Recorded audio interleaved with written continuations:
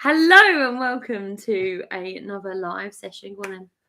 I have my friend Henrietta here with me, but she doesn't feel comfortable going on to the live session, so she's not going to see her. And I thought that I would. Well, I've already gone to the allotment today, and I've done a load of harvesting in my front garden. I have a load of broad beans to harvest, and I'm gonna go ahead and do that now.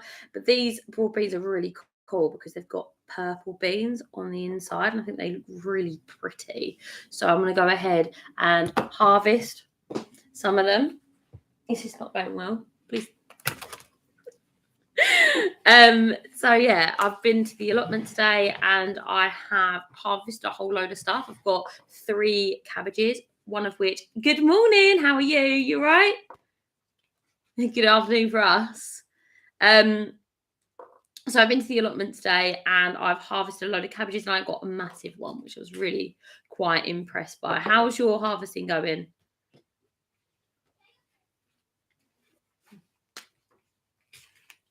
I've never grown such a big cabbage before in my entire life. Normally I get quite tiny little ones, but this time it was quite a good size, which is really nice. I have no idea what I'm going to do with it yet. I might do some sauerkrauts, etc. and something like that, which will be quite exciting. Not so much. No cabbages. Oh, do you not grow cabbages, or do you haven't harvested any yet? I feel like this year was a really cold year compared to, say, last year. I feel like I'm a little bit behind in everything. Like looking at my, what are they called?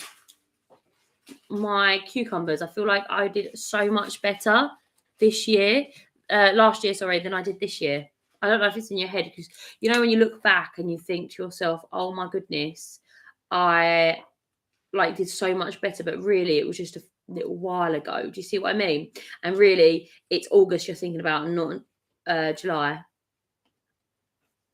I'm a newbie, so cabbages seem too difficult.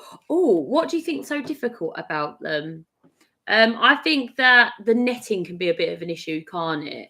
And being able to protect them from the cabbage white. I'm assuming that's why. I'm in Idaho, USA. Oh, hello, zone 6. My cabbages are always... Oh, it always gets buggy. Yeah, I see what you mean. The pest, yes. The pests have been an issue. I feel like netting them nice and early is like the best way to get rid of those pests.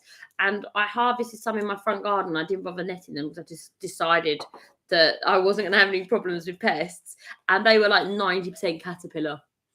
Whereas the ones that I harvested today underneath the nets were so much better on the basis that I actually netted them. There's also, I can never remember what it is. It's either it's not TB, it's BT, isn't it? Which is that bacterium that you can spray on it, and then basically the caterpillars can't eat the cabbage. They get a terrible tummy ache and they stop eating the cabbage, and it protects it. Hiya, how are you? You all right? I think that's a good option if you don't like nets. I don't know, I just have a thing about nets. It's kind of like grown out of it a little bit because I net everything over the allotment now. But it makes it more difficult. After watching you, I net mine. Brilliant. I have to say the low nets do help, I think. They aren't that bad. I used to find anyway, the net's quite claustrophobic. But as I start using them, they're not too bad, and you can just take them off and put them back on, which I quite enjoy. What I did the first year is I cable tied the net on to the plastic hoops, and that was a terrible idea. I did that for my strawberries. So yeah, I probably will be doing that again next year. I think these are really pretty. I think these are nicer than the green ones. Wonderful. So yeah, I think I'll be netting mine again next year. I think every year I start to net them like a little more and more of the allotment because I'm having such an issue with just everything eating my plants. I've netted up my what they call cucumbers this year, and that has really helped with damage on there because I'm not sure what was damaging it. I think it might have been rabbits, you know. And now I've netted them just with that, oh, what's it called? Scaffolding netting. I didn't even buy like any posh netting or anything.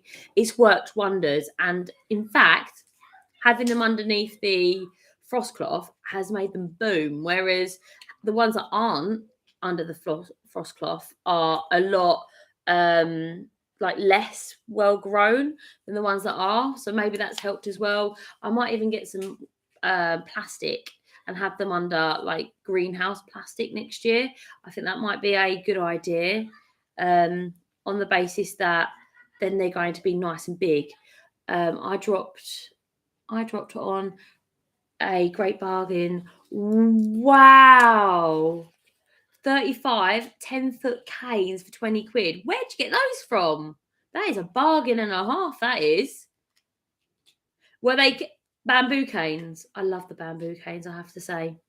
I find them so helpful. That is absolutely awesome. They'd be great to grow tomatoes and all sorts on them, wouldn't it? I really like growing vertically, things like runner beans and things like that. It makes them so handy, doesn't it? Because then they're easy to store and quite transportable. I think next year I'm going to do a little bit more vertical gardening. I don't know if I'll grow my what they called cucumbers vertically or not. I'm not quite decided on that one. I think he's lovely. Thank you very much.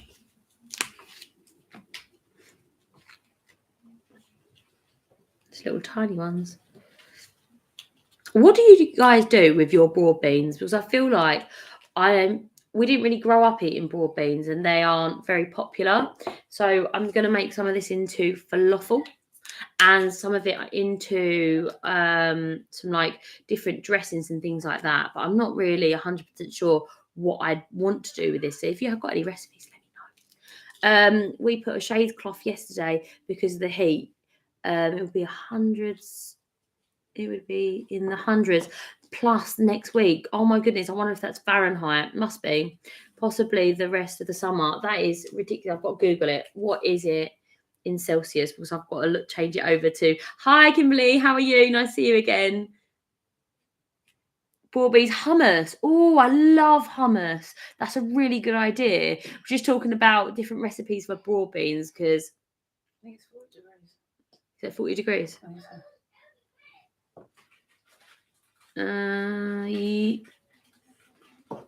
That's the wrong way around. So let's put it that way. 100. You were right. 37. So well, we ran it up to 38. I'm good. Making rhubarb crumble. Oh, that's nice. Love a bit of rhubarb crumble. I put an egg in the rhubarb to make it a little bit more set, just like a complete weirdo. I really enjoy it like that. I love it. We made rhubarb brownies the other day and they were really nice with custard in them. That was really good. I love a bit of rhubarb. I've got enough rhubarb now to last me a lifetime after what I harvested last week. But it's always good to have it. Rhubarb jam's a nice one as well. Yes, got it for the Koi Carp shop. Oh wow, got them to make something. I've never used them, and he's still got 70 left. That's really impressive. That'd be really good. It's funny how you can get things from different places. They're not actually gardening shops. You do tend to get them better. Yes, never knew what to do with a broad bean. Yeah, what I normally did with them is I used to boil them, and I don't really like them boiled, but I've seen so many different recipes this year. And I thought, you know what? They grow so well, and I've got so many. I've got bags of broad beans now, and I've got all the seed for next year if I want to grow them. And I absolutely get tons of them. So it would be nice to be able to do something with them. So I like the idea of the hummus. I like the idea of the falafel, probably together. And I like the idea of turning it into like dips and things like that. It would be a nice thing to do with broad beans because I feel like we don't grow them. Well, we don't grow them even though they grow well because what do you do with them once you've got them? They do look nice. I'll show you what I've done. Hiya, how are you? You all right? And once I've got loads of things to do, I might even do a little recipe on all the things that I like to do with broad beans once I've experimented over the next month or so.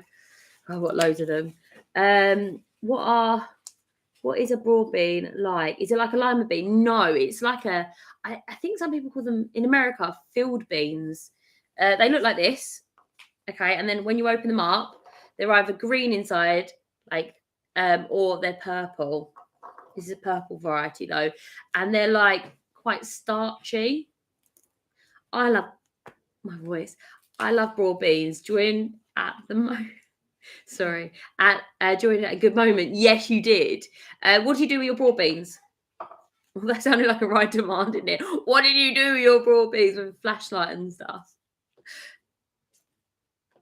Because I'd like to know some more recipes basically to eat my broad beans, because I grew them a few years and I just had them boiled with like a roast dinner and that. And honestly, I'm just not that into having them. What's it called? Boiled.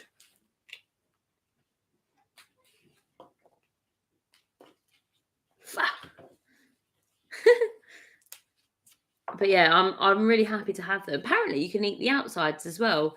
I've seen some recipes to call for the outside, like sort of crisped up, maybe in an air fryer or something. I boil them, double shell them, yes, mash them, and have them on toast with chili. Oh, that does sound nice, doesn't it? Yeah, I think I've seen someone do that before. That sounds really. I love chili flakes. I like quite spicy food. You know what? I don't know if you'll agree with me, but that'd sound really nice with an egg on top. I love a fried egg, but that sounds really nice, especially in the mornings on a chilly day. Sounds lovely. Double shelling, I do feel like I don't double shell them now. I wait until I cook them and I double shell the portion that I have cooked, or I feel like I'm just double shelling all day and all night. You know what I mean? So that would be interesting. It's amazing how many different ways to use them is out there, but no one knows them. Oh yes, I've never had it with an egg. That would be amazing. Yeah, and some like, what's it called? Onion salt. I love onion salt. I've got a thing about onion salt. That and garlic powder, just on everything. If not fresh garlic. Oh, yummy, yummy. But yeah, it sounds like a really good deal. I hope you're all having a really nice year this year and having. This one is squishy, and then this one is squishy, so it doesn't work out as a good one. I hope it is working out as a good year for everybody. Do you feel like it's slow? I feel like it is. I wonder if they're similar to cowpeas. I believe this is like, what do they say? We have the same language, but it's a bit different, isn't it? I believe a cowpea. I have to look. Cowpea. Cowpeas are these ones, aren't they? I was gonna say black eyed peas, but I think they're different. These ones are much larger, as you can see. I'll show you a good example. So they're like about as big as your thumb. They can get larger than that, and they're very, very starchy. Perhaps they're like a cowpea. I'm not sure, because I don't think I've ever had them. But they are beans. And they're very starchy. So if they're very starchy too, they're probably exactly the same as that, if that makes sense, which would be good. These ones though, where they go brown, I'm saving these for seed. So they are quite good to keep them at this stage, because they are at the stage where they're really hard already, which is no good for eating, but amazing for seeds. And I've saved a load of green broad bean seeds so that every year I get more, not like self-sufficient, but more self-sufficient every year. I don't have to buy a load of seeds, which would be really handy, because every year that you save them is a year that you have better seeds as well, because they're more acclimatized to your area, which is important. Just double checking if I've missed anything. I don't think I have. He went across the room, see how far I can get them. But yeah, they're going quite well. I think it's a very good broad bean year. My potatoes have been all right. I just went ahead and harvested a load of them. I've been up very, very long today to make sure that I get everything in. I've just done a load of cabbages. I'm getting to the point where I'm going to have cabbage every day for a very long time. I made a load of sauerkraut the other day as well, which is a great way of getting rid of, sounds awful, doesn't it, getting rid of cabbages, but getting rid of cabbages. I go blonto beans to make them a good meal. Yes, I've grown some of them today. Do you have the dwarf variety or do you have the ones that grow up a pole? Pole beans variety. I've got them as bushes and I'm quite excited about having them dried. Apparently, you can have them as a green bean as well. I know they're not green, but a green bean as well, which is exciting. I like having that sort of wiggle room where you can have all different harvests from it. That's one of the most exciting things about growing your own vegetables is that you can actually harvest them whenever you feel it. What time is it there? It is 6:50. Well, 6:16, I should say. So PM. What time is it there? Last year I was given some and they were climbing variety. Ooh, I do think you get more from a climbing variety than you do a bush type variety.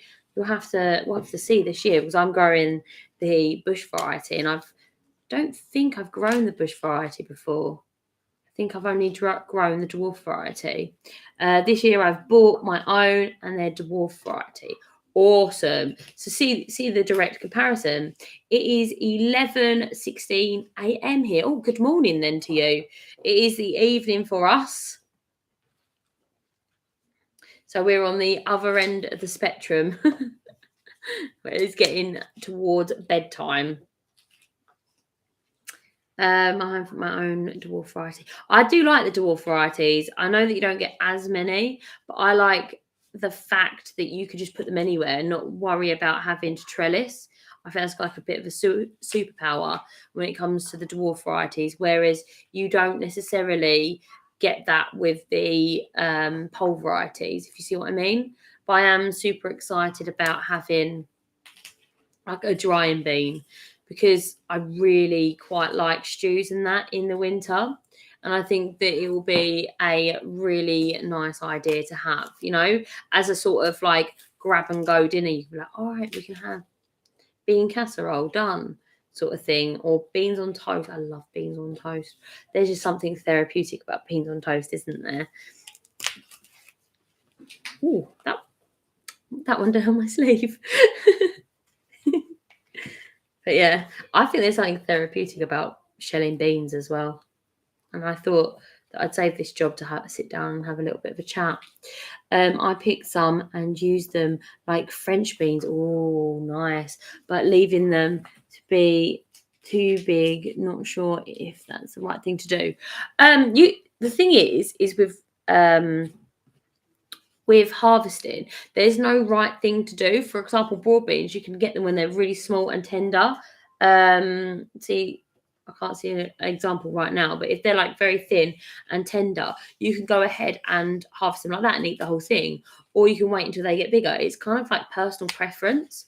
Like with radishes now, I don't really like radish at all. But if you let it grow, it sprouts little seed pods. And the seed pods are delicious. They're called rat tails. And I know it's a little bit, who wants to eat a rat tail? But that's how I like to eat them. So is that right or wrong? Well, it's right for me. So I don't think that there is right or wrong. It's more like, what do you enjoy eating them with? If you like eating them as French bean, then why not? Why not? I think I will leave mine to go. I've got quite a lot of French beans today, but this year, but I've gone ahead and mixed them all up. Oh, I made like the worst mistake. I went ahead and put my bush beans in and I was like, I don't need to label them. Oh no, I've got a psychic ability. So I went ahead and put my bush beans in and I went and put my pole beans in. No poles, they're just climbing all over each other, which is exactly what you wanted, really. Exactly what you want. So they were like one big tangled mess, basically, which is a bit of a pain. It will be 39 degrees here today. Wow, that is warm. Right, we're sweating out when it gets to 30. We're like, well, what can we do? Moaning that there's no aircon. I can't believe this. No, you're off to bedtime for children. Speak to you soon. It was lovely seeing you. Thank you for dropping in. I hope that you have a nice evening. I'm sure you will. struggling with these beans. They're stronger than I thought they would be. I do think that these ones are way prettier than the green variety, though. They're much prettier. I quite like those. I think I'll definitely be regrowing these next year if and only if all of the recipes that I kind of think up for these work out, because there's no point of growing something if you're not going to eat it. Thank you. So yeah, I'll be excited if I do. Because I think it's like this, and parsnips are one of the things that I grow really well. And I can't bear parsnips. I think I talked about this quite a bit. I used to absolutely loathe parsnips. I remember going to my friend's house, and it's probably not true, but I went around their house, and all I remember about their dinner was like a big pile of Brussels sprouts and parsnips. That's like all that was on the plate. And I remember absolutely nothing else. And I just was like, oh, and you know, like when you're around someone's house, you have to eat what they give you. And I remember eating it, and they were like, oh, you ate that really well. Do you want some more? And they piled my plate back up. And I think that just scarred me as a child. But now I am trying to include foods that I don't enjoy, but I'm trying to include them. Do I like turnips? I like what we call Swede and you call rutabaga. I think that's the way you say it. I love that. I've got a Swede. I eat Swede all winter. I have Swede in my fridge right now. I enjoy that. Turnips are on my list of things I don't like and I'd like to enjoy. I've grown them once and I've had them boiled. I didn't like that, but you can roast them, can't you? And I did enjoy, or I would enjoy roasted ones. I now like parsnips because every year I try to reintroduce them into my diet. So perhaps one day what variety did I use? I think it was called Snowball, the variety that I used, and I wasn't that fussed by it. It has a quite a strong flavour, doesn't it? But if it's like rutabaga or Swede, I really enjoyed that. Roast them, they're much better. I will keep that in mind. I might try them again next year and try to roast them. Sounds like a good plan. Like I said, I want to include more veggies into my diet. Where do you get your energy from? Please post me some. I don't know. I just always I'm full of beans. I've just covered my laptop in beans. No, I'm like this 24/7. It is probably more of a curse to my family than anything else because I wake up in the morning like this. So I'm glad you found that funny too. Oh dear. But yeah, I'm a morning person. I think I'm a morning person because I'm so grumpy in the morning. So I get up before everybody else in my household so that I can just zen before anyone else gets up. And then I'm just like this all day, which is, if you ask my partner, probably not his favourite thing. He likes me to sit and be calm, but no, I'm doing stuff like this pretty much all day. So yeah. I'm the same. Good. It's nice to have a bit of energy though, isn't it? I'm quite a happy person most of the time, unless I'm doing housework. You see, I still haven't painted my wall, see? But I bought a roller now because my dog Bailey decided to eat. Hello, Bailey. Decided to eat my last roller. And now, no, do not eat the beans. And now I bought a new one, but probably going to wait until winter now. But I'm shattered by lunchtime. I'm shattered. I got my second win now. I felt like I was a little bit sleepy this lunchtime, but then I don't know. I just got my second win. I'm always like this when it comes to coming on and doing these sort of things. It makes me a little bit hyper, I'm guessing. Thank you. I thought I had my first pumpkin growing. Oh no, that's awful. I hate it when that happens. So you thought you had your first pumpkin growing and then you touched it, it fell off. That's awful. That is a pollination issue.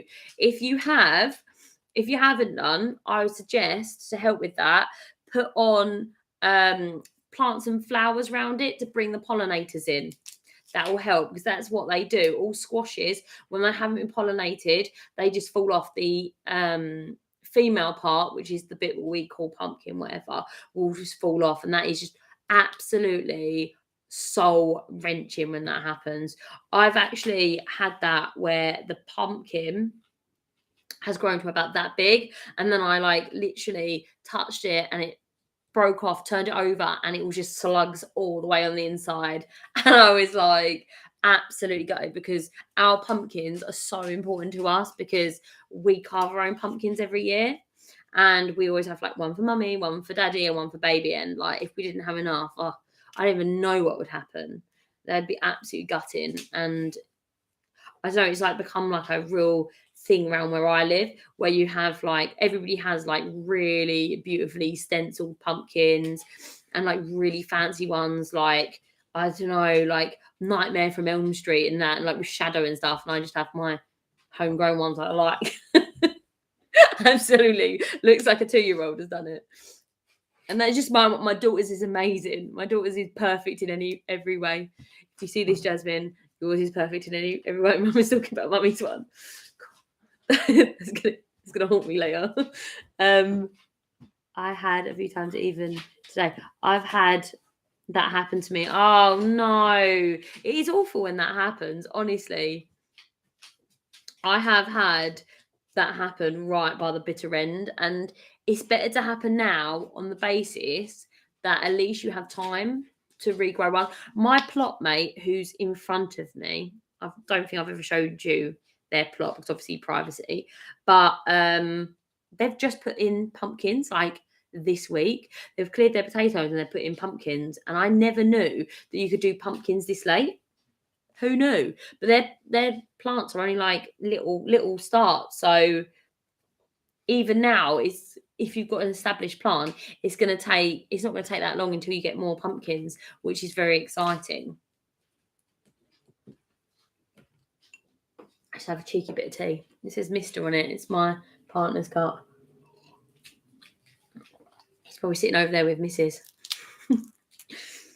But yeah, I just think it's heartless. That's not your mug. No, it's not my mug. It's his mug. He made me the tea though, so I think he's given me permission. We have these 2 matching mugs that our neighbour gave us, but normally we just drink out of any mug. Some nights you'll see me sitting here with world's best dad's mug. Forgiven. Yeah, I like to go for the biggest mug in the cupboard, which is the world's best dad's mug. But he doesn't like a big tea. Stormy has small mugs. But yeah, I haven't stolen it. He's sitting over there just behind the camera anyway. So he knows. But he made me a nice tea just before. We just finished our dinner. So I was like, right, I've got to do this. Go get me a tea. It's a typical British response, isn't it? Do anything, want to have a cup of tea. So what's next for your plot? Do you know what? I've been thinking, I haven't got permission yet, but I'm hoping. I really want to get bees. I think that's the next big step, because my granddad has bees, and I've talked about this before on the channel. And like, I love honey, and we do eat a lot of honey, and I think that would be like the next logical step. I could talk to you about local honey. Everyone knows it's so good for you. It helps with like allergies and things, and my daughter has quite a lot of allergies, so it would be really quite beneficial to have bees on the plot. But also to get bees, there used to be bees on the allotment plot, right? This was a little while ago. However, the people who had bees no longer have bees on the plot, or have moved on from the allotment. They are like lead of the beekeeping society, and like in my area, which is really awesome. But you have to get permission from all your plot neighbours, so from all sides, to have bees, because of the risk of bee stings. So if you have allotment, obviously it's communal, isn't it? So I'm currently going through the process of trying to get bees. So hopefully I will be able to get bees probably next spring, which would be awesome, because then that's like another thing that I will have like to kind of contend with, which would be very exciting. I've already got a beekeeping outfit, so I'm already committed, but it's just whether or not I'll get permission for that, which would be awesome. I think that's the big main thing. Another thing I want to do is get a polytunnel, but I don't know when I'll get the polytunnel, because obviously where my tomatoes are at the moment is where I want to have my polytunnel, but the issue is I don't want to dig up all my tomatoes to get a polytunnel that's going to be empty. I'll probably get it maybe at the end of the season, but that's something that I'm sort of thinking about, or even next spring. I'm not 100% sure right now though. Me and my dad used to have bees. Oh, it must have been lovely having the memories of like working together and things like that. I think that's just going to be awesome. We put them on the farm. We put them on a farm I worked at. Oh, it'd be lovely, that would. I build a 10-meter by 3-meter poly, best to put up at the end of the season. Do you know what? I think you're right. I think that'd be a really good idea. Plus, they all the allotments will be with, they will help all the allotments with pollinators. Yes, they will, but you have to remember that not everybody thinks like that on the allotment, and a lot of people are really, really concerned about bee stings. So although it would be beneficial for everybody, especially as we no longer have bees, it's one of them things that people are quite worried about. And I don't know how it is in the US, but here, when you have to be a part of the beekeeping association, you need to have I think it's called a master beekeeper, who's willing to like oversee your hive. And you have to have certain things so that the allotment will agree it. So it isn't as easy as say, getting my chickens, so easy. I literally just wrote in a letter being like, can I have chickens? And they're like, yeah, fine. Because we have a law in the UK that says all allotments have the right to have chickens and rabbits. So that's not going to be an issue. It wasn't even that much of an issue when I had turkeys. But with bees, it is a little bit harder. So I think it's because of people being worried about being stung by the bees. But like you said, it does help with pollination. And to be honest, when there were bees, significant hives of bees, you never had a problem with pollination at all. But I have to ask. So it's that awkward conversation, isn't it? I don't know why I'd love to my neighbour. I don't know why I'd love my neighbour to have bees. They don't cause trouble. Yes, exactly. Even when they're strong, they're no trouble. Yes, but it is that sort of understanding. If you've never been around bees before, you're like, oh, bees are so dangerous. You can die from bees, which is totally true. However, you could die from bees, but the likelihood is you won't. You have to have over 100 stings. And the variety that I would get personally would be a super friendly variety. So much so that I would like to get to the point, I know this is me just talking out there, that I don't need to worry about things like smoke and stuff like that. I have seen lots of people, obviously on the YouTube, that don't have to worry about smoking their bees, and I think that would be really cool. And I've even seen one lady who doesn't even wear a bee outfit and stuff, but obviously the confidence level would be like from 0 to being able to work with them completely, which would be great. Obviously I've got my birds. I'm super confident with birds. We've just hatched out a load of little babies at the moment, which is super cool. I think they're called speckled grey leghorn variety. Some of them are the speckled grey, some of them are a golden colour, but they're really cool. My daughter is allergic to bees. There you go. See, that's the issue. If anyone's like that on the allotment, obviously that comes first, and that's what they're investigating at the moment. But if it isn't an allergy, which is obviously horrible, then it's preference to the people. But it's one of the things that you have to kind of take into consideration, because if someone says I just don't feel comfortable, or I've got young grandchildren come around and they have an EpiPen for bees, then obviously that's something that the committee are looking into. So it depends. It would be nice, but I'm not going to be like, yes, I'm 100% doing it. I'm just going to be like, I'm hoping that that's the next step for us. So it would be nice. especially as we are getting lots of pollination done. I would love to have bees, but our allotment contract says we can't have them. You see, our allotment contract doesn't mention bees. However, I know for a fact 2 other allotmenteers have had bees. So it's like one of those things that you are allowed it, you aren't allowed it. It's like that sort of grey area. So hopefully it will be fine.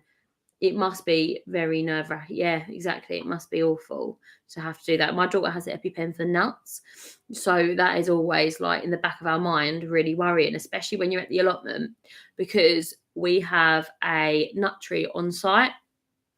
I think is it a walnut tree or is it a hazelnut tree? I can't remember. Anyway, we find them buried all over the allotment because of the squirrels. The squirrels will find the nuts, then take them over to our allotment and bury them. So it is very nerve-wracking. I'll keep your bee adventure in my prayers. Thank you so much. It's very sweet of you. And I hope that your granddaughter is okay. I know it can be really nerve-wracking to have that sort of extreme allergic reaction because yeah, it's not very pleasant. So hopefully she won't have that issue. Same here with tree nuts. Oh really? My daughter's all nuts, just all of them. She's gonna have a nut challenge soon, so hopefully not anymore. But yeah, it's a little bit of a worry in the back of the mind, isn't it? Especially with EpiPens. I absolutely can't stand needles. I'm terrified of them. So it is a worry. But yeah, that's like my next thing. So I'm going to think about it and see. Well, I'm just going to see what they say, really, because obviously there's loads of little rules around it.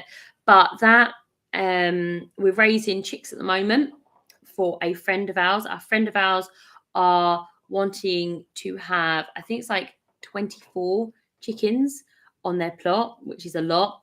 They do have quite a big family though. So they apparently eat tons of eggs. You must do if you got 24 chickens. We're allowed 12 chickens per plot. It was just a new thing that they've said. I don't think I'd go for 12 chickens. That must be a absolute massive amount of eggs. I don't know how I'd eat it. Use over 100 crooks. I'm not sure what that means. EpiPen extremely expensive. Yes, I've heard how expensive EpiPens are. They're like £600, aren't they? Or $600 maybe. I know they are very, very expensive for something that's so life-giving. And I know that you have to have 2 of them, I believe. Oh, chickens. I'll say, let me read that again. I used to have over 100 chickens. Wow. What did you do with over 100 chickens? Surely you were selling the eggs, because if not, that is a lot of eggs that you're eating every day. That must be like probably about 90 eggs at least a day, if not more. God, that's a lot of eggs. That's an absolute lot of eggs. You can't have them here. Wow. Oh, I used to breed them. What breed did you used to have? I love chickens. I find them very funny. I really enjoy it. Every chicken that I've had quite a few varieties, and I just find them all. They've all got their little personalities, and I find them very pleasant. And the best bit is, so I can use them as a tiny little compost heap, and they just eat everything and turns it all into compost, which is just fantastic. I really enjoy that for them. And then on top of that, not only do they give you beautiful, wonderful eggs, they also give you compost as well, which is fantastic for the garden. It's win-win. I say for the ducks as well. I absolutely love having the ducks here at home because their compost, you just go put 100% put them straight onto the garden, which is really good. So when we go into their pen, they've got like an outside pen. They free range, but you have to remember that here in the UK we get flock down all the time. Well, not all the time, but most years we get flock down, meaning that we have to keep them indoors. So they have a run so that they can be outside but indoors. You see what I mean? So it's completely netted off so that nothing can get in and there's no drop-ins that can get in and stuff like that. But once they're done with that for the year, we take it, dig it all out, and then we put it into wheelbarrows and put it over onto the allotment onto the garden patch at home. And then we can go ahead and we wood chip it, and we build up that wood chip over a year or so. So it makes it really good. Does everyone have a worm farm or compost? So I don't have one. I was actually looking. I was in B&Q, which is the same as your Lowe's, and I saw like a stand up like assortment desk thing, and I was literally looking at it, hearing the words worm farm, worm farm. I think that would be a really great thing to do. Another thing that I'd really enjoy having like in the future would be a like worm farm, but what they called mealworm farm for chickens. I think that'd be a really good idea where you can have the little bugs and they fall through as worms, etc. And then you have the little eggs and then they hatch again and you get to feed them, because that would be a really great way of like making free food for the chickens. However, I have seen, and this is probably, I hope you're not eating at the moment, having a maggot farm for the chickens that you put in your like food waste in like a bucket thing, and it drops the maggots out when they're ready, and the chickens get loads of protein from that. And I really like the idea of having a like a free high protein snack for the chickens, and it's like a continuous supply of maggots, which I think is a really good idea. It's something that I'd look into. So we've got Rhode Island Red, lovely hybrids, silver laced. I have heard of that. I have heard of that one, but I can't picture it in my mind. These are the first silver ones that I've grown. Saying that like I'm trying to think back all through the varieties. My ones at the moment, I'm not 100% sure what the varieties are, but they're Easter eggers, if that makes sense. So they're like a mix of all different coloured ones. I don't have a olive egger yet. I'd love to have one of those. Very smelly maggot bucket. Yes, but over the allotment, it doesn't particularly matter because the very smelly maggot bucket will be literally in the middle of nowhere. So it's not going to be an issue. There's nobody over the allotment to disturb or just to smell gross to. Live maggots are fantastic for cleaning chicken crops, save them getting sour. Oh, really? Sour crop is where they have a infection, isn't it, in their crop, where they keep all of their food, where they mash it up, a bit like their teeth. So they have stones and stuff in there. I've actually known a chicken, not one of my chickens, but one of my friend's chickens, who actually died of sour crop. So it is quite horrible. And where we are here, because we're basically right next door to London, there's not really any vets that will accept chickens. So you can't take a chicken to the vet on the basis that they don't really know what they're doing. Like I had a duck with I can't remember if it was bumblefoot or something like that, and I was talking to the vets about it, and they were like,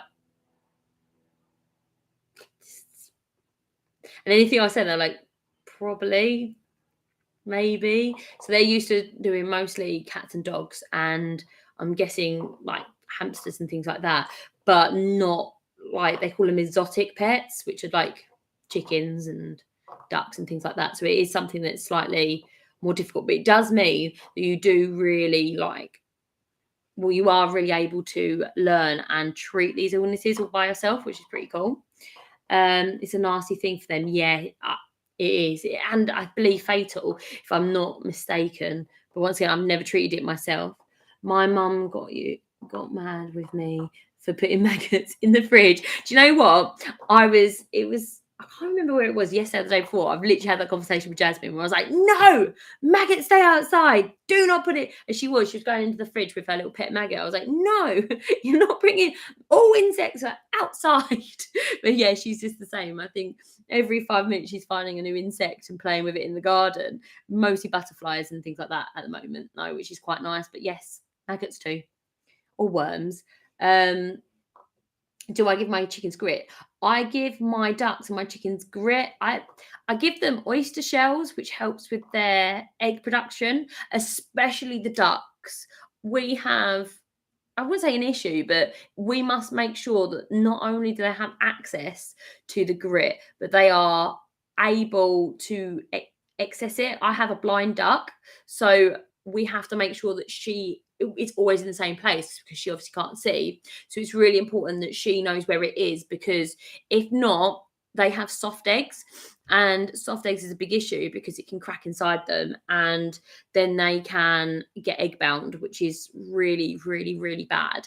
So the ones at the allotment, my chickens, I don't really see it as a much of an issue if they don't have it, but I've never had it out more than a couple of days. Whereas the ducks, if I move it, because ducks like routine, they don't like doing anything that's new. They want to like literally have the same day every day. So if I slightly move it, they won't go near it. They're like, no, it's moved, it's obviously poison. So I have an issue with those. But the ones at the chickens, I'm not sure if it's because they dig so much or because I've got them in a coop that is so what's the word? It's like there's way more chickens than the coop needs, if that makes sense. So they're understocked, which does help. But I always make sure that I have them in there. And I also put in lots of like waste material, like bits of plant with soil on there, and I think they do pick out lots of grit from my soil because it's quite stony. But yeah, I do make sure that they have oyster shells, and I believe it's mixed with some grit. In answer to your question, that was a really long answer, wasn't it? But I do make sure it is, because I'd rather be safe than sorry, because I know that the impact of having soft shells can be quite nasty, and it makes me quite worried. I've never had a chicken have a egg split inside them, but it's not something that I want to experience because my daughter loves our birds, so they're like little pets for her, so she'd be absolutely gutted. So I think it's just one of those things that I kind of always make sure they're there, and we buy it in like 25 kilos at a time, so really, my postman hates me. And then we make sure that it's just always on hand, which is very good. Yeah, getting grit from dirt, brilliant. But like, I do think that if they're in a run for long enough, they do run out of grit within the run. We do put wood chips down, but my chickens just dig that up. They don't mind. Like, they just dig up wherever they want. And like I said, I do go in there, and every year I go into the duck coop and I dig out all of the wood chip. Like, I'm not saying in one day, but I mean like in a series of days. And what I'll do is I will take it out, and then they'll like peck around, do their stuff, and then I'll keep that, let it rot down a little bit, and then I'll put it on the garden, and I'll go in and wood chip. And once again, we're continuously adding wood chip on there, and I'll do that once a year. It's a big job, same as I do with the duck coop. And I will probably do that this winter. I've just done the duck coop one, so I won't do that again probably until next spring, so I have stuff to put on the vegetable garden again. So it kind of just puts up the nutrients level in it. I find duck is, like I keep saying, duck's better because I can just put that on, and then straight away that day I can put plants into it. Whereas what I want to do at the allotment is make sure it breaks down, because it's hot composting, meaning that it can burn your plants. Whereas the duck manure is cold composting. It won't hurt your plants. However, would I eat lettuce like the day after I put it into duck compost? Probably not. I've seen what comes out of duck. So bring dirt from the beach. Oh, that's a really good idea. I quite like that idea. Do you give them any oyster shells, or not really? Wonder if that's actually necessary for chickens. I thought so. So yeah, that'd be awesome. I should do that next time we go down the beach. I'll definitely grab me a bag of sand, especially for the chicks. I normally give our chicks sand, so that's a really good idea. Lucky ducks and chickens have great. Oh, that's so sweet. Thank you. I do my best. We read a lot about ducks, especially ducks, because when you hatch them, you've got to be really careful. You have to give them brewer's yeast so they develop properly. And sadly, you see lots of videos where people say, oh, what's the matter with my duck? And you can see that they're not behaving normally, and that's because of the brewer's yeast, and it's very sad. Silver sand and oyster shells needed. Oh, silver sand. What's silver sand? I know that I have something called egg improver, which is like a really fine calcium, like oyster shells. It's really, really what's the word? blended up. I also give the chickens, obviously once I've used the eggs, I got loads of eggshells and I crush them up and then I give them back to the chickens. And yeah, I've never had any issues with that. And I think there's another good way of getting calcium into them. Oh, like play stand. Yeah, good for dusting. Yeah. You see, where we've designed our chicken coop, they can actually get under the chicken coop, which is great. In theory, sometimes they lay eggs under there and I'm like, oh no, crushing under the chicken coop to go get an egg. But yeah, they can get under there. It's always dusty because it can't rain there. Because what I've done is the coop kind of like, this is the coop and it's a small building underneath it, so that you have more covered up, so it never rains there, which is really good, and it runs off into a little bucket, so they always have fresh water. I'm like one of these people that I'm like, I've got them like, I think it's like 30 gallons of water at any point, but I'm like, what if they fall over, what if they, I don't know, stop working for some reason, so then they have that as well. Not that they're only one. I've got to go. It was so lovely seeing you. Thank you so much for coming. It was really lovely speaking to you. So I hope you have a lovely day, because it's not evening for you. But yeah, for the chickens, I think that it's always, all animals, I think it's important to have at least 2 water sources, just in case.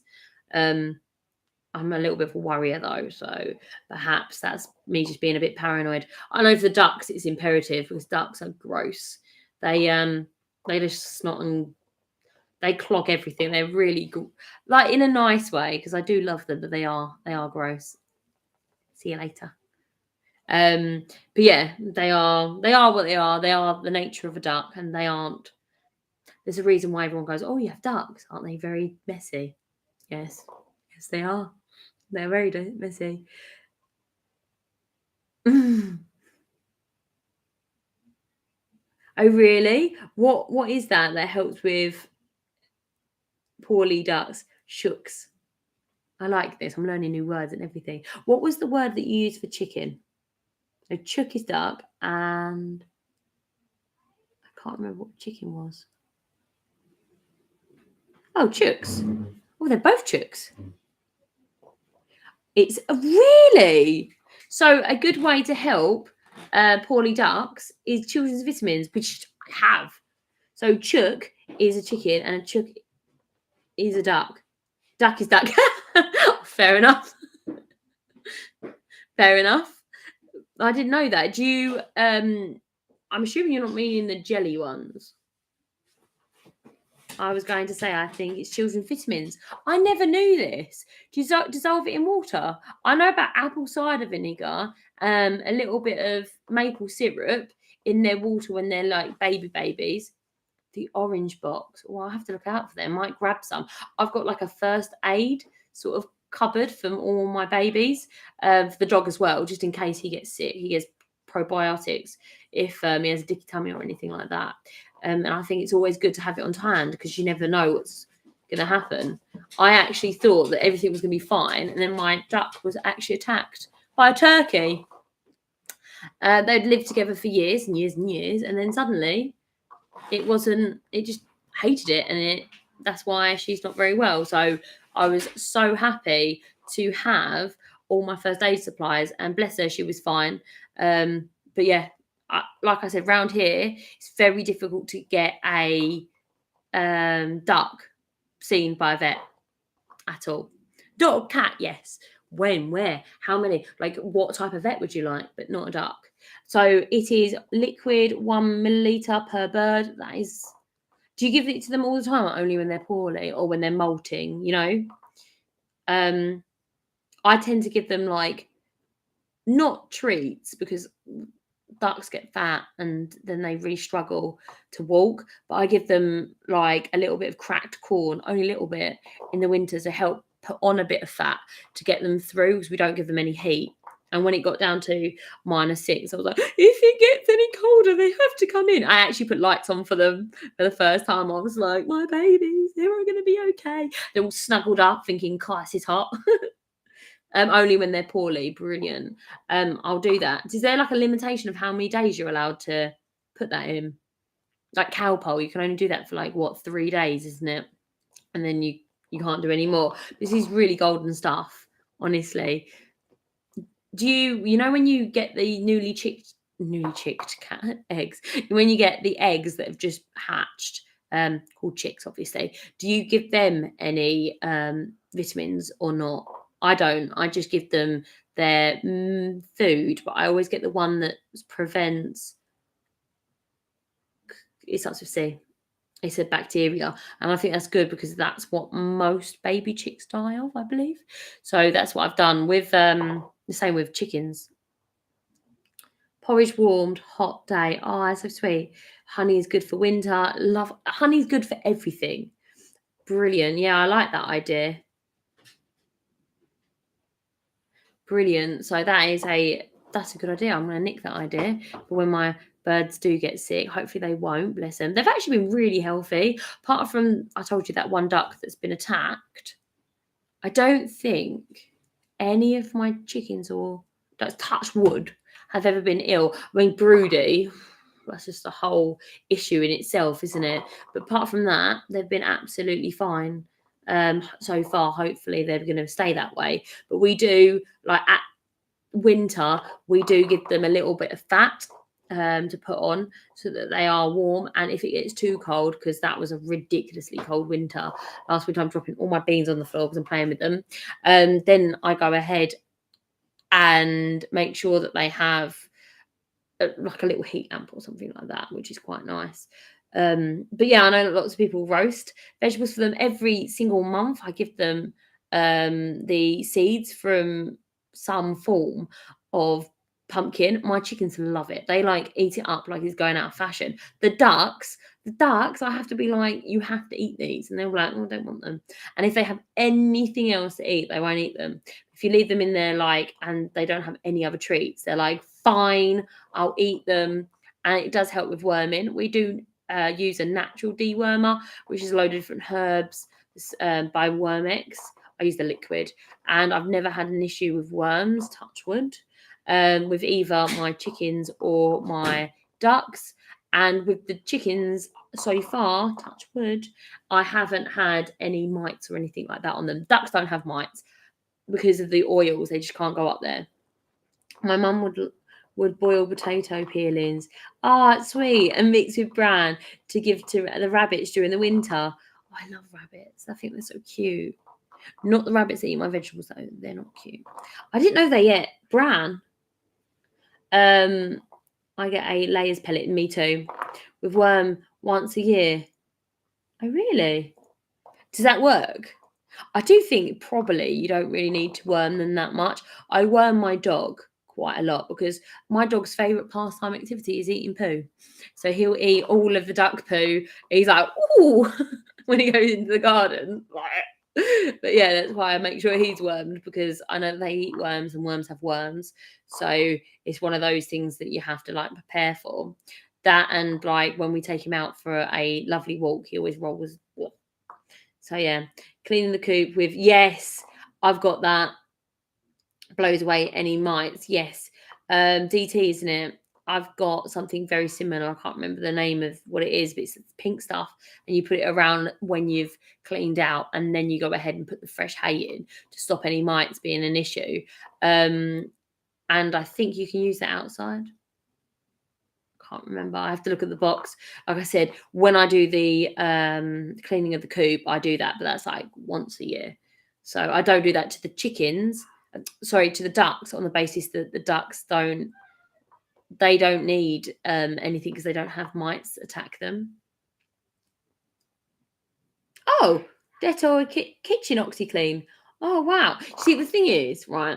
I don't know if you can see it from my side, but I've got this huge love heart that takes up like the last couple of words, so I can't actually. I have to be like, when I read it.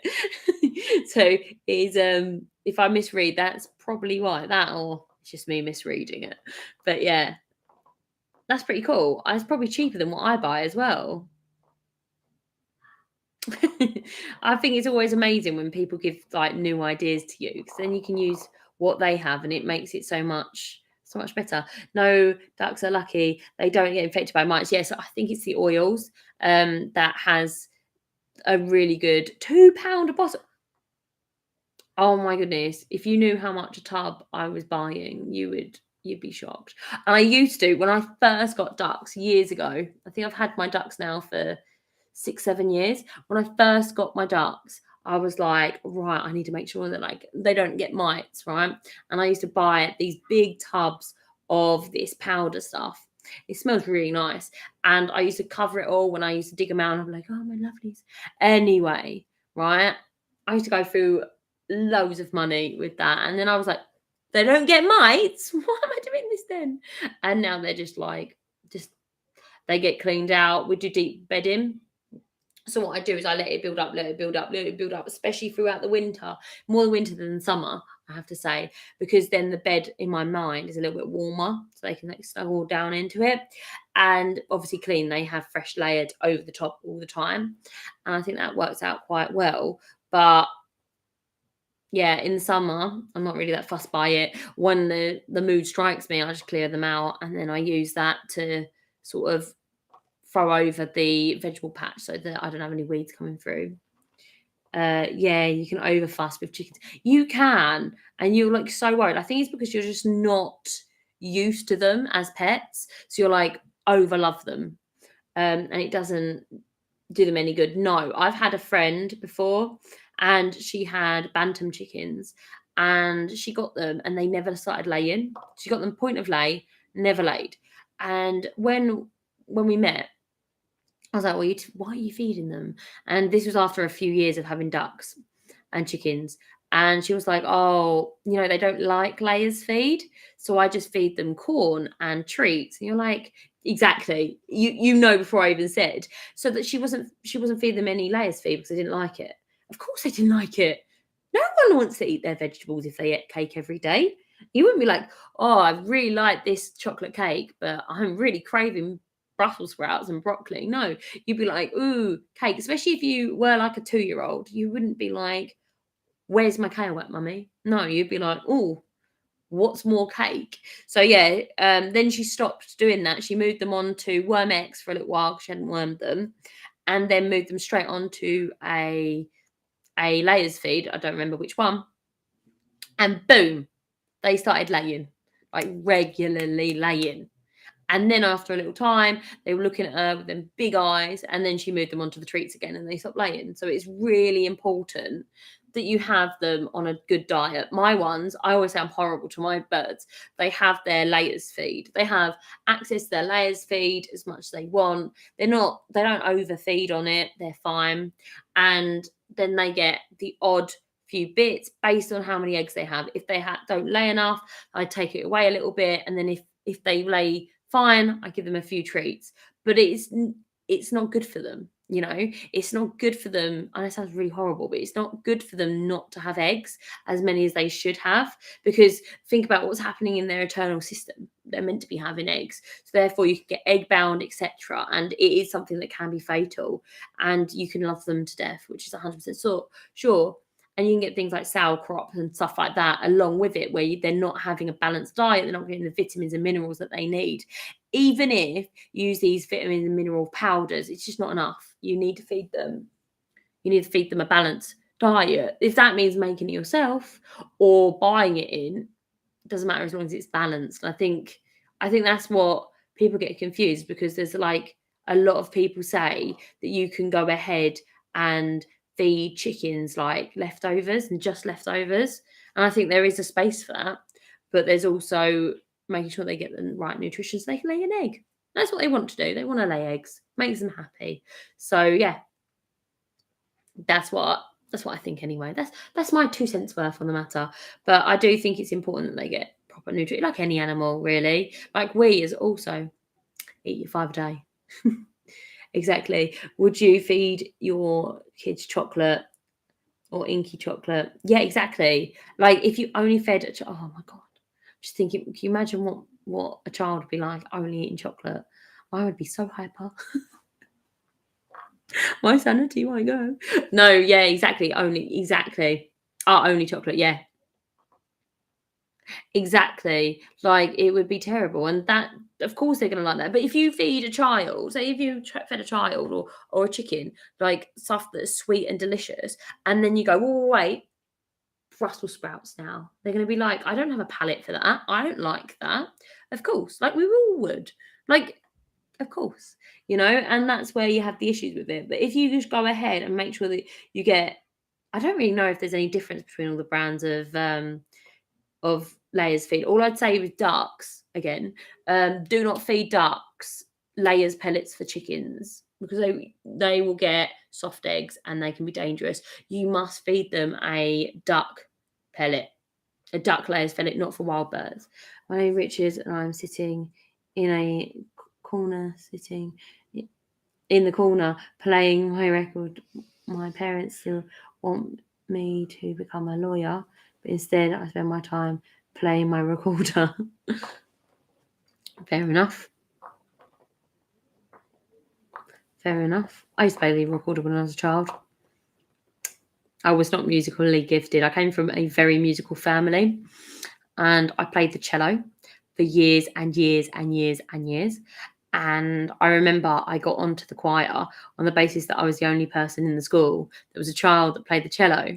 And because I hated the cello, I was really bad at it. I was miming the cello. They were like, just mime the cello, you're fine. And I remember at the end, I'm like, pretending to cello. And at the end, I accidentally hit the bow onto the chord and went, at the end, and I was stoic. It was really embarrassing. And the only person who else did like play the cello was one of the teachers, and she played it amazing. That all of that sort of stuff. And I was just like, oh, I hate the cello. But yeah, I was never very good at it. My other brothers and sisters, they play like every single musical instrument known to man. Me, no. That reminds me, I'm going to play my sax today. Oh, that sounds exciting. Once again, no, one of my brothers and sisters probably could play it, but I'm useless.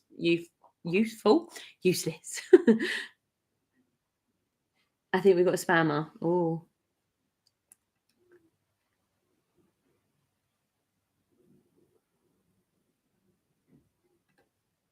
I just did a thing. I'm like an admin. I did an admin thing. I'm very proud. If you knew me in real life, you'd be dead impressed because I can barely email. So, yay! It's not even a joke. I'm absolutely awful with computers. The fact that I've been able to have this channel and upload anything, this is like, even my partner's like, I can't believe you can do this. I'm like, I don't know how I do it either.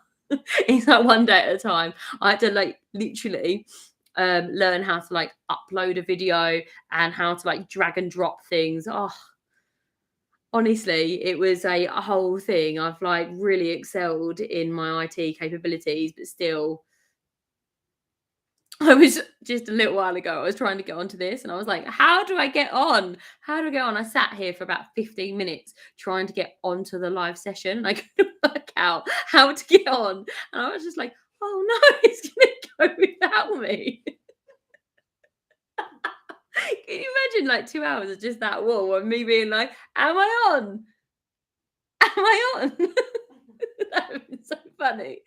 Instead, I opened up with beans being thrown in my face by my friend. So yeah, it is what it is. Yeah, you do. Thank you so much. You're very sweet. Don't give up. Good for you. Yes, it is. Do you know what? I really enjoy it at the moment. I really like having, there's like several things. I really like having the people to talk to, which is like the main bonus. Secondly, I really like looking back at what I did last year. I find it really good for like when I'm feeling quite not like down about my garden. Like this year, I was like, oh my goodness, my stuff was so bigger last year and so much better. I had like millions of tomatoes every second, and and then I look back and I was like, no, you didn't. No, you didn't. It was pretty much the same as last year, and you got loads of harvest. Why are you whinging? So it's good to have that sort of mindset where you can be like, right, let's check our reality and see if it's actually true, because it probably isn't. And you always remember, don't you, end of August at the beginning of September, you do remember all of that things and you're like, oh, that's what actually happened. I like the the honesty of what you show. Thank you. I try to be honest. To be honest, there's no point of hiding it. And to be honest, I'm way too lazy to weed the whole allotment to start a video. I'd never do a video. I'm just like, this is the reality. But yeah, I try to show everything pretty much without fail. I mean, today I cut into a potato whilst I was making dinner, and in the middle of the potato there was 2 slugs just like hanging out, which was awful, I have to say. But yeah, that's like the reality of growing your own food, especially if you don't use slug pellets and things like that. What's gonna happen? Sorry, people around me that you can't see had dinner with me today, and they just learned that with you, and they're giving me really angry looks. Just sowing bull spreads. I love blood sprouts. I think they're really pretty, and they're like really kind of like a showstopper. They're very, very pretty. True. Bloody slugs. Yes. Like, honestly, I never knew that was a thing. It never happened last year. But yeah, I just came to it. There was a zebra, not a zebra slug. What are they called? I can't remember what they're called. You know, the ones that eat the other slugs. It was just chilling out with a huge slug. It was. It's fine. I cut that bit off. The rest was fine. It was a big potato. It's fine. Tiger slug, that's the one. Tiger slug. They were just chilling out with a normal slug. I don't know why. They were just sitting together, like chilling. Maybe it was turned vegan or something. I don't know. Just chilling out in a potato. The worst thing is, I cured that potato. It's been in my store for like a week, so it's strange. It's been a very sluggy year for potatoes, I feel. Whereas last year I didn't really have that many issues. I had more issues with rodents than I did with slugs, I have to say. But yeah, I didn't expect that. I was like, I did see it because I talked last time I was talking about how some people who grow their own vegetables have an issue with bugs in their food, and that was a very, very a very, very extreme example of having bugs in your food. Maybe Tiger slug identifying as a normal slug. I think it was. It was just like, I'm one of the gang. I'm not going to eat you. So yeah, but it was like smaller, and then the other slug was huge, actually huge. I don't know how. I chopped it in half. I was like, "Hello, friend." It's fine. It's on the compost heap now. It's loving life. So yeah, I've removed it. Yeah, so I have to say that's one of the biggest things that you have to get used to when you start growing your own vegetables is the bugs. And I had a friend come around the other day, and my daughter was like, mummy, there's a slug in the sink. I'm like, yeah, I just washed the lettuce, of course there's a slug in the sink. Just threw it outside, like, goodbye slug. And yeah, it's just one of those things. And my other friend's like, I won't have any breakfast, I'm good. But yeah, you just get used to it, don't you? You kind of, it's like spiders as well. Today at the allotment, like, honestly, I was covered in spiders, and I used to be terrified of spiders. Like, I used to have like a spider this big. I used to run from the spiders like crazy. And now, oh my god, I went to. I can't remember if it's Tesco's, or it doesn't matter, does it? I went to a supermarket and I've gone to grab something off the shelf, and 3 spiders have like threaded down from my arms, and this woman literally recoils from me. So like, what do? You pull them out and you go, oh, I almost got away, and put it back on my shoulder and walk back off down the aisle, because what do? It's really awkward. But it happens all the time because you're crawling through bushes and that. Yeah, is it just me? I hope not. That'd be really weird if it was. But yeah, I get it all the time. I cringe when people say that they won't eat produce. Yeah, if it has bugs on it, mine will have bugs on it. You're fine. Although, full disclaimer, when I first started cooking, I sprayed like stuff with DP. I can't remember what it is, TP. And I was cooking, I think it was broccoli. Right, and I'm cooking it, and my daughter's like, I don't like this broccoli. I'm like, eat it, it's nice. She's like, no, I don't like the broccoli. Anyway, she's like, oh, I don't like that broccoli. I have to eat. Anyway, she's moaning. I'm like, that broccoli is really good for you. It's like, I grew it. It's really yummy. You know, mummy spent a lot of time eating that broccoli. And she's like, mummy, there's a caterpillar on my broccoli. And I was like, no, there's not. There's not a caterpillar on your broccoli. Stop telling fibs. And then there was this cooked caterpillar that turned yellow because it's been cooked. They're just swimming along in the gravy.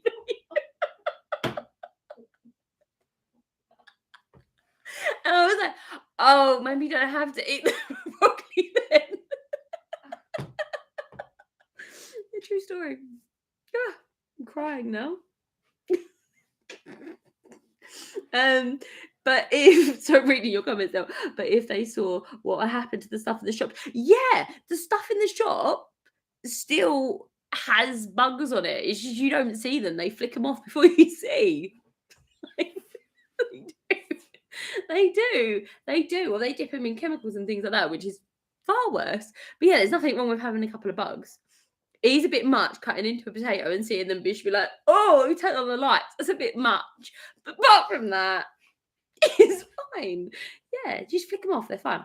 I have got to the point now that I will submerge all my vegetables, but obviously not the potatoes because they go rotten, in water before I chop them up and stuff like that, which does help. And I re-rinse them. So they're fine. I mean, some slugs do come out into the sink, but they go out into the garden, they live their best lives out there, probably in all my other vegetables. It's like a beautiful circle of life. I'm adding slugs from the allotment, I'm transporting them to my house and then putting them out into my vegetable patch. So that's never a good idea. To be fair, it has taken me a while to get over the ick of growing my own fruit and vegetable. Yes, loads of people have that. I remember the first time, right, I had my tayberry tree and we would sit there and we'd eat them. Yum, tayberries. And then I got them home and I was like, oh, better wash these. So I put them under water and then life got in the way. I came back maybe 20 minutes later and all the little wiggly maggots that came out of tayberry, I was like, I'm never eating them again. That has really got to me. Now today at the allotment, I was popping them adds protein, doesn't it? It does. So yeah, I've kind of got over that now. I'm crying with laughter here. I say salt all my veg. You see, I would do that, but my doctor says I'm not allowed salt. So I could salt my veg, but then I couldn't eat them. I could look at them and go, you are bug free. You are amazing. But then I can't. But then again, I eat sauerkraut. So I kind of save up all my salt intake for then. So I ate 1 year ago my broccoli. Oh, lovely. And it was like eating rubber. Broccoli? Eating rubber? What did you do to it? I don't think I've ever had. Well, maybe I have. Maybe they have. What can I say? I've literally sauteed broccoli with caterpillars, so I can't really talk too much, can I? Yeah, cherries for me. What? You don't eat cherries from the allotment? Don't bother me. Honestly, if someone gave me a bowl of cherries, I wouldn't even look at them. I'd be like, I'd eat all of them. I love cherries.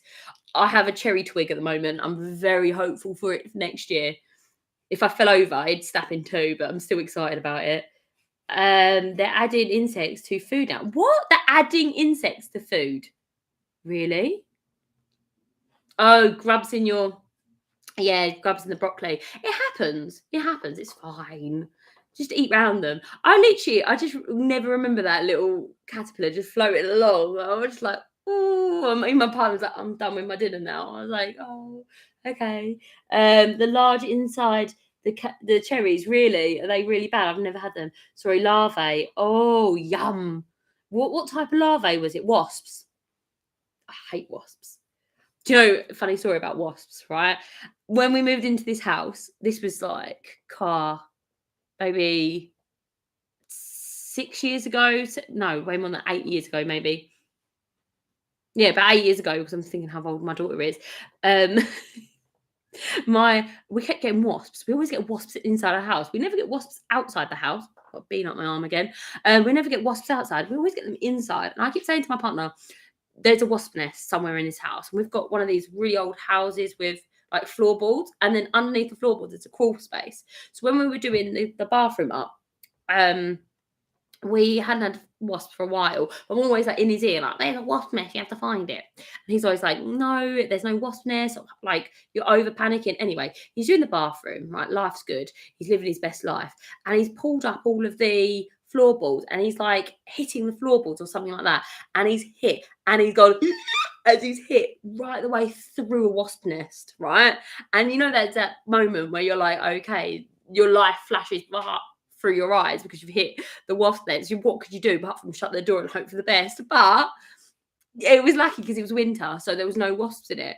But it was like that haha moment where I'm like, I told you there was a wasp nest somewhere in this house, and they've moved, so they've probably got another wasp nest under the floor somewhere in this house, and we still to this day get wasps all the time in the house, which is really annoying because like you'll be like cooking and there'll be like wasps around you, which is it's not ideal. Not ideal. Yeah, very, very true. I never knew that about cherries. It's interesting. Fruit flies. Fruit flies are like them tiny little ones, aren't they? So that I'd eat them.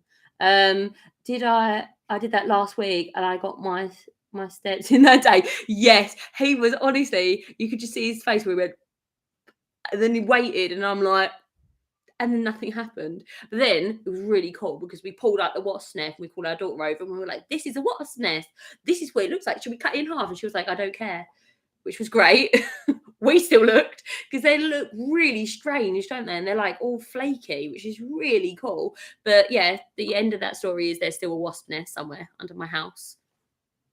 That just lives here. We just are one with the wasps now. So it's fine. Every so often I let one out and it probably doesn't live very long because it can't get back underneath the floorboards, but hey ho. Better than a ghost, I guess. So yeah, now I've started thinking about it again. I'm going to talk to my partner about the wasp nest under the house. I can't even change its rent. Yeah, exactly. I can't even charge it rent. It should be paying me. It's been living here for years. But yeah, it's like every so often there'll be one coming up. It'll just be like, hi, I'm a wasp. I don't know where it comes from because I assume that the floor is sealed. But yeah, it was just really scary that day. Because I have quite a few bug related stories that are quite gross. But yeah, it is something that's interesting. Hi, oh, you're right, Sheila. How are you? How's the weeding going? I've got more beans on the floor now than I do on here. It's all right. You're not really late. It's like getting into class. You're like, why were you late? Do you have a note? You just missed me chatting on about how I've inflicted my family with different insects that I've made them eat over the years.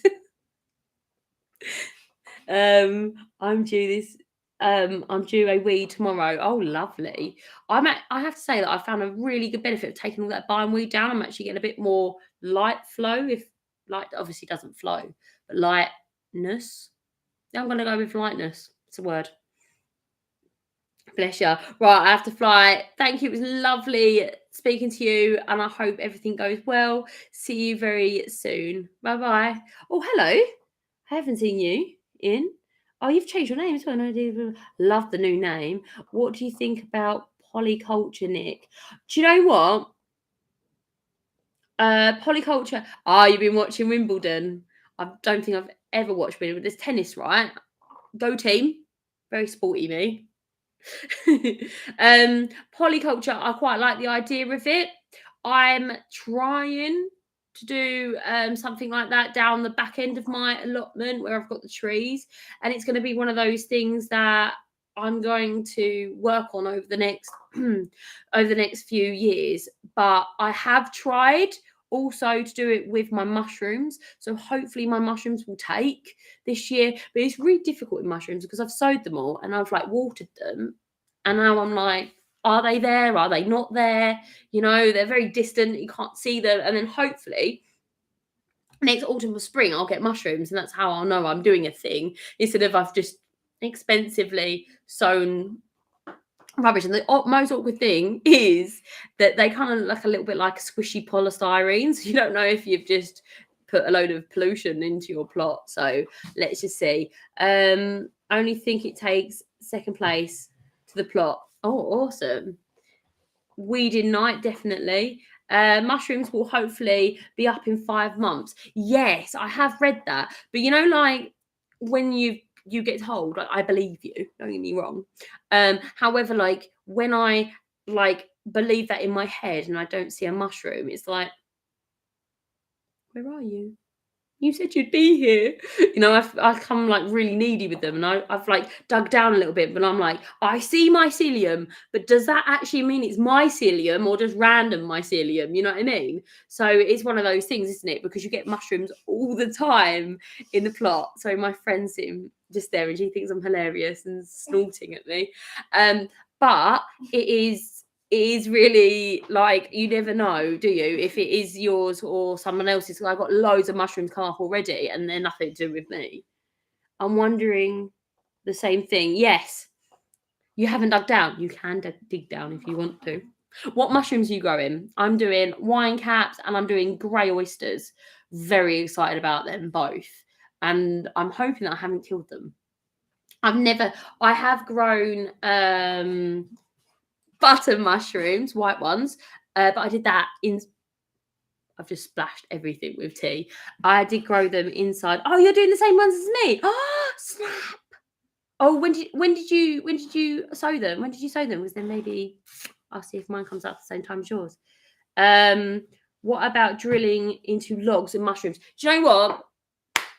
This is what I'm thinking about, right? Because you can do it with Sataki mushrooms, which I've always really struggled to say, but you need to do it with beeswax, and once again, it leads back to having bees, doesn't it? Because beeswax here in the UK is really expensive. I've just bought a kilo of beeswax. It cost me about about £40, and there's quite a lot. And I only got that because my partner really likes making candles, so he's bought that to make candles. He really likes to make his own candles, but he likes the smell of the beeswax. Stop laughing. The beeswax, because it smells like honey, and I think it's really nice instead of mixing your own fragrances. So he's decided to do that. He hasn't actually done anything with them at the moment because we've still got a few. I was going to show you an example. Oh, there you go. This is an old pot that he's bought, and he's melted a load of them and made it stripy now. So that will do until that one's done. And there's a few dotted around. And then what we'll do is we'll use the beeswax one when we get that with a crackle wick, which is very exciting, in the beginning of the year. Same as me, right? So really, I can't remember without looking when I did mine, but I remember it being, was it like, it was March.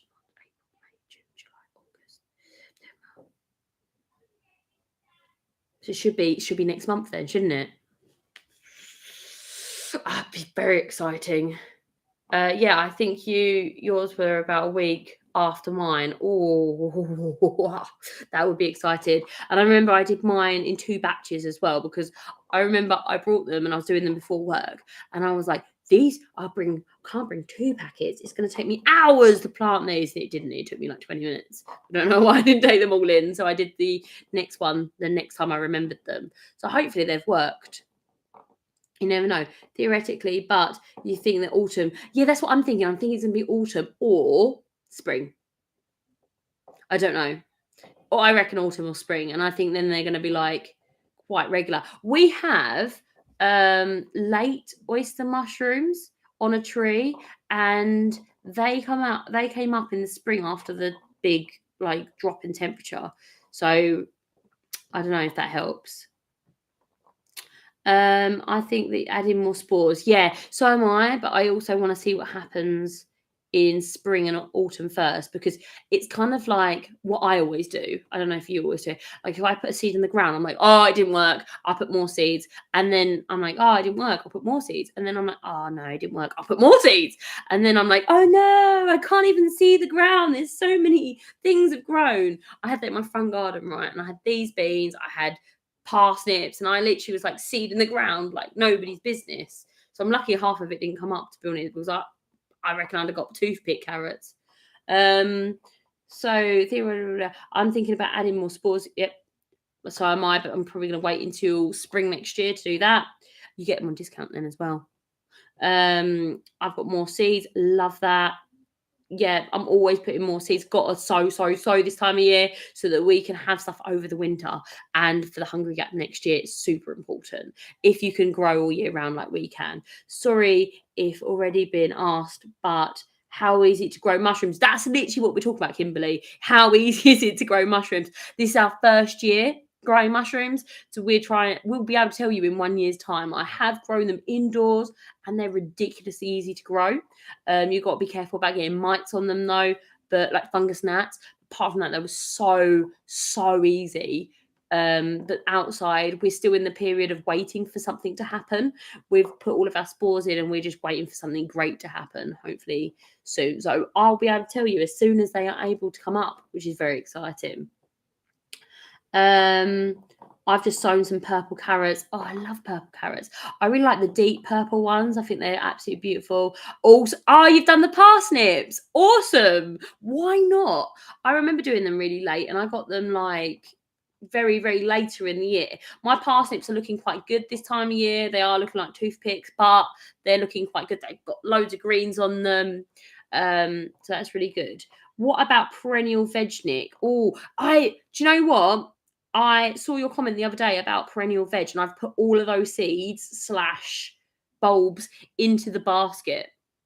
So I'm going to be I'm probably going to be getting them the next time I get paid. So I'm really excited about them. They are in the basket. Perennials though, I do have globe artichokes, which is a perennial. I think it's called green globe, the one that I grow. What other perennials do I have? Obviously raspberries, tayberries. I've got the what are they called? Rhubarb, etc. But I'm going to be looking into the ones that you sent me, the walking onions, and I think it was a walking stick kale, and I have looked at that before, and I think I grew that a while ago, and you get like decent walking sticks from them, which you can use to grow vegetables up, which is very exciting. I also have perennial spinach at the moment down the allotment at the very back near the compost bins, and all the stinging nettles. They're going quite well as well. And I've put loads of that in the freezer because I'm going to be making a load of sag paneer because I really like that. My gold grow is cauliflower. Oh my goodness, do you want to get me my cauliflower from the side? I'm going to show you my cauliflower. I've just picked this today. It's very impressive. Okay, he's a bit yellow. That's an apple. Sorry, my friend's giving me an apple instead of cauliflower. All right. I grew this. This is the best cauliflower I've grown. Is it a manky colour? Yes. Did I not cover it up properly? Yes. But I'm so proud of it. And look, at the moment, it's not dropping any insects, which is even more impressive. Isn't it? Oh, I think it's good. It's a bit looser than it should be. But you know what? No matter what you can say about this cauliflower, I'm so impressed with it. I like take selfies with it or just get it tangled up in my hair. Is that the size of my head? Yeah, that one's impressive. And I got some lovely cabbages today as well. So I've missed loads of messages. So you could do if I could do it, anyone can do it, because honestly, I'm nobody special. Sow some parsnips tomorrow. Yes, it's to start the late parsnip sowing because you have to throw away the seeds anyway. So why not give them a try? You can't use the same parsnip seeds every year. You got to get new ones. That's great. It's well worth it. Yeah, totally. Radish, cabbages, and onions. Yes, yummy. I like radish. We'll talk about this before. Radish rat tails, which are the seeds. They're really lovely to eat. Asparagus. I have asparagus as well. I've completely forgot about that. This time of year, I don't think of asparagus. It's like the hungry gut that I actually start thinking about it. Seed kale. Seed beet. I don't know what seed beets are. Is seed beets like an actual beetroot? Yes, the 5-star broccoli, I have that in there. It's locked in, which is like a cauliflower, do you mean? That's a really good. Thank you so much. I'm really chuffed with it. I know that like it's not that amazing, but it's not a bad first try. I have to say, I normally get cauliflower. Like, look at my cauliflower, it's tiny. If like a mouse would be well impressed with my cauliflower normally, but like, yeah, you're like, and it's gone. Kimberley mushrooms are easy to sow, buy spores. Yeah, lay on wood chips. That's exactly what I did in a garden area, and then put the spores down, wood chips, water well. That is really important. They also like to be covered, so I've done them underneath my raspberries and underneath my big like shady plant. So I thought that was a good idea, but I'm not telling you to do that. I'm just telling you that's what I did because I haven't seen a single little mushroom head yet. But hopefully come winter and come autumn, I won't be able to see anything through mushrooms. That'll be really impressive. I have so many seeds. I love seeds. No one has too many seeds. Everyone loves seeds. Yeah, 400. Right, that's a lot. That is a lot of parsnip seeds. 400 parsnip seeds. That's a lot of parsnips. Why do they always do in such big packets? Because you can't use them for the second year. Apparently, if you put them in the freezer, you can. I need to sow my asparagus next year. I love sowing asparagus from seed. I'm very pro from seed. Yes, it's a cauliflower. Yeah, I got that. Yeah, when I saw the second one. Sorry, I'm a little bit slow. Thanks for advice, Sheila. Yeah, it's really good advice. What I did. Best radish, not that I do anything, someone should take it as advice. I'm just saying that's what I did. The best radish I've ever done this year was one called Bush. Wonderful. I have one and it's like really long, like a carrot, and that's a quite good one. Hoping to have it for kimchi this year, hopefully. I put mine on the north end of my allotment, and there's where little light gets. Yes, it's really important to think about that, because we're all the opposite, aren't we? When it comes to doing vegetables, you're like light, make sure they get enough light, but in reality you don't need to. I bought asparagus from Wilco's. Love Wilco's. And it says it takes 2 years before I have a harvest. Yes, you really have to be strict about that, because they need to have good root development, because they last like 25 years, is it, or 20 years? So it is a commitment, yes, but it is a good one, because you get a lovely harvest when nobody else has anything to have. And I really enjoyed that. I have to say, the slugs, sorry, there's a bug on my screen, probably off of my cauliflower. The slugs really like the asparagus, which I have to say that they really do. Now they don't, not now it's a fern, they don't care about it. Get loads of seed though. I'm going to collect the seed this year and squish them out the berries and then sow them again. I've sown more asparagus this year. So have I. I've sown so many. Hopefully, fingers crossed. Moved self-sets into some beds as well. Yes, I've got quite a few self-setted ones that I find dotted around. I think it's with the birds eat the berries and then they just go to the toilet, obviously. And I just pick them bad boys up and, put them somewhere. I've tried kimchi for the first time this week. Do I hope to make some too? I love kimchi. I think that kimchi is really, really nice. And I think it's really important to try new things, and it's a probiotic, so it's really good for you. Have you tried sauerkraut? I love sauerkraut. I think it's a really lovely thing to try. I might try powders like you've made. Yes, the powders are good, and they're a really good way of sneaking vegetables into people's food.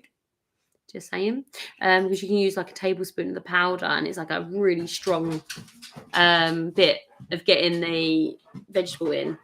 Where was that? On the front step. Hello, Bailey. Ooh, Bailey almost took the laptop with him. So he's just come in for a walk. He's super excited to see us all. So yeah, I really like the idea of powders. I'll do that this year. I'd actually quite like some fruit powders. I think it's really nice to have those in what are they called, smoothies and things. I've been drinking kefir. Yeah, Bailey, come here. Bailey, come. Bailey. He's so well trained. Bailey, come here. Come here. Oh, he just jumped on a chair and ran away. I tried to get him to see you. Come here. Bailey. No, he's way too hyper to listen. He's just coming back from a walk. Really, ideally, you would have a hyper dog, then walk them, and then you'd have a tired dog. But no, we have a very hyper dog he's looking at me. He's just not coming anywhere near me. He knows you get in trouble if he pulls the laptop in the floor. My dog is barking at me now because you're talking to Bailey. Sorry. The world's most trained dog, Bailey. You come on. Good boy.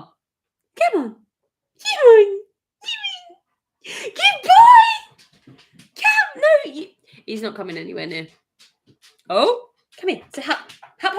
Bailey, hop. Come up. That's it. Good boy. You got there in the end. Oh no, not my beans. No, don't eat them. No. There's beans everywhere. No, don't eat them. They're raw. So that went well. You can tell that this is live. That was a really bad idea. But that's Bailey. Anyway, he's still mad. He's now eating all my beans. Stop eating the beans. Bailey, no, leave the beans alone. Oh, he doesn't like them. He has chewed significant. Bailey, they all taste the same. Stop eating them. Thank you so much. My dog came when you were calling Bailey. He's old. He thinks you were calling him. What's your dog's name? Right, he's a huge dog. This is why we don't take him down the allotment, because he loves sitting on low tunnels. That's like his stop eating the beans now. That is like his favourite thing to do.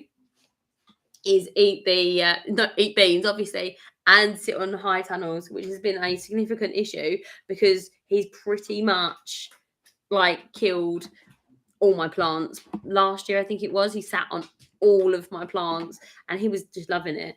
He's a Jack Russell. I have a Jack Russell, 16 years old. Wow, it's impressive for a Jack Russell, isn't it? He's only 2, so he's only you can see how much he's knocking the table to eat all the beans. Stop it now, Mum. It's enough. I need to eat the beans. Come on. Right, I've lost half my harvest. But yeah, he absolutely, he's 2 things he loves. He loves vegetables, which is great and bad at the same time. Like his favorite thing to eat is sweet corn plants and sunflowers.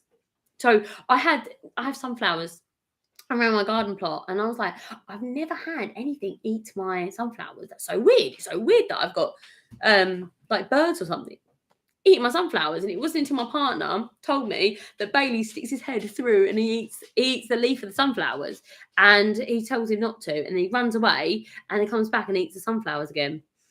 So yeah. Oh, he's a staffy. I used to have a staffy. I love staffies. I've got a Dutch herder, which is just like a ball in a china shop compared to a staffy. Our staff was wonderful. Oh, thank you so much. I'm glad that you're here too. I've sewn about 100 double striped. Oh, I'm not too sure what they are. Chardoned. I'm going to embarrass myself with my pronunciation. Eats carrots and potatoes. Oh, that's so sweet. He used to eat cucumber when we first got him, and then he realised that he can eat steak, so he doesn't eat cucumbers anymore. But he loves sweet corn plants. He would just eat them, which is very annoying. And he absolutely adores peas, like ridiculously so. Oh, they're flowers. Lovely. I don't know what they look like though, but I'm sure that they are beautiful. I'm just getting into the world of flowers. In the before time, I used to think of flowers as like a complete waste of space in the vegetable garden. I know, complete rubbish, isn't it? But I used to believe that, and now that I started growing them, they are probably my thing that I want to stay in the allotment for. So it's not necessarily, I'm not gonna lie to you, I go for the chickens, but I stay and look at the flowers. They make me so happy. He's always barks at me when I'm preparing vegetables in the kitchen. That's so sweet, isn't it? Bailey always barks at us, just full stop. He's very vocal. And especially when he was a puppy, he used to bark at us continuously when we ate our dinner. But now we feed him before we sit down. And then he sits there and he's so tall. His head comes just above the table and he puts his head on the table like that and watches you eat. And you're like, go away, Bailey. He's like, no, I want to watch you eat. Yes, I dropped French beans and my dog Patch ate it very quickly. Yeah. Oh, he turns his nose up. Bailey does that. He just ate cauliflower as well. We had cauliflower cheese for dinner, and my partner doesn't really like vegetables, so he fed his cauliflower cheese to the dog in front of me after I made it, which is very nice. He's not listening. He's put his headphones in. I'm not into flowers. I think they're pretty, but the vegetable patch is more fascinating. Yes, each their own, isn't it? I just think they're lovely. I kind of intermingle them, and I really like the little rabbit ones that I never know the actual name for. We just call them rabbit ones. Patch barks at me when I'm at the allotment. I think it's sweet. I could not take Bailey down the allotment. I did when he was little and he was cute and adorable, but now he's like 60 kilos. He stays at home because he used to sleep behind the bay trees, which was fine, but he likes to sit on the low tunnels, which is a pain. Not that we walk him and everything like that. He's really he's incredibly spoiled. Flowers have an enormous difference on my plot. Yes, I think so too. And they balance out the good and bad insects. Yes. And we don't have very much damage or disease, which is lovely. I want to plant more though, in case the bees like them. Yes. Do you know what? I like poppies for the bees. I know that bees need really strong pollen, and I do like to have them for the bees so that they have something that they can really, go to and get some like good sources of protein and things like that. My mother-in-law helps me at the allotment. Oh, so sweet, isn't it? And brings most of my flowers, adds bits of colour and pollination. That's lovely. My friend who is sneaking around their laptop, she's the one who helps me probably the most at the allotment. And she really does loads of weeding and things like that for me. She's very nice. He eats everything like my husky. Oh, it's sweet. The problems. Oh, this little heart thing. The problem is all my family have several allergies to flowers. Yeah, that is the awkwardness, isn't it? There's no right or wrong way though, is there? Of doing anything in the allotment or in your garden. It's all about what works for you. And like I said, I like it. I got into growing flowers primarily for my daughter Jasmine. She has her own little plot, and she was always like, I want to grow more flowers, and I'm like, oh, okay. And then when she got into it, I was like, I really like growing flowers, and that's where it kind of all came from. And I really liked having cut flowers for work, bring a load of daffodils and things and that for work. And then it kind of escalated from there, really. And I've got a rose bush and, things like that. And I also quite like the fact that you can use some flowers, they're edible. And I quite like that idea. Bailey. So he's been really hyper now. Is he being okay? Okay. So that does mean that can be, something that's different. No, Bailey. No. He's being a pain. Bailey. I think Bailey wants to play.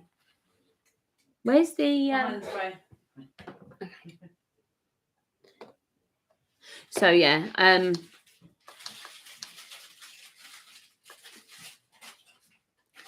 I love Jasmine's patch full of flowers. Yes, it is very lovely, full of flowers. You're right. I think it's important to have like a mix. But Jasmine, she's got her cherry tree, which is so funny because before she got the cherry tree, she was like, "Oh, I really want a fig tree," and she went on and on and on and on about a fig tree. She was like, "If I eat 5 figs, will you let me have a fig tree?" So we were like, "Yeah." Bought her some figs, thinking she's never going to eat figs, and then she ate them, and she was like, "I love them so much. I want a fig tree." So I bought a fig tree at the same time as I bought 2 apple trees, a pear tree, and a what was it? Oh, and a cherry tree. And then she was like, I was like, "Which one do you want in your plot then?" She was like, "The cherry tree." I was like, "But you wanted the fig tree." And she was like, "No, I never wanted a fig tree." And you're like, "Yes, you did. It's the only reason why I got a fig tree is because you wanted one." So now she has a cherry tree in her little plot. That's what the little twig thing is, surrounded by flowers and that. So yeah, it's very lovely. So yeah, it's quite exciting stuff, I have to say. You're getting all excited, aren't you? Because I made you jump up. Yeah. So yeah. Okay, so I'm going to call it quits for tonight. Thank you so much for coming and watching. But Bailey is getting very lively. He wants to be played with, so I'm going to go ahead and go and play with him. Thank you so much, everyone, for coming, and thank you for keeping me company today. It means a lot to me, and I'll see you next week at the same time. We're going to use this around the front tree. Oh, it's so cool. I'll probably do that. Use a scarecrow to keep the fruit good. That's a great idea. All right, bye-bye, guys. Have a lovely day. Remember, happy gardening. Bye-bye. See you later. Bye.